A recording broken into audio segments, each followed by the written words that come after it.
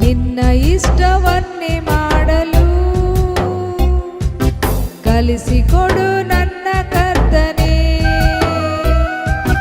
ನಿನ್ನ ಇಷ್ಟವನ್ನೇ ಮಾಡಲು ಕಲಿಸಿಕೊಡು ನನ್ನ ಕರ್ತನೇ.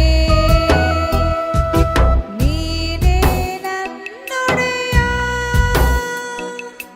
ಪರಿಶುದ್ಧ ಆತ್ಮನಾದ ದೇವನಿನೇ. ಶುದ್ಧವಾದ ಮಾರ್ಗದಲ್ಲಿ ನಡೆಸಬೇಕಯ್ಯ, ಶುದ್ಧವಾದ ಮಾರ್ಗದಲ್ಲಿ ನಡೆಸಬೇಕಯ್ಯ.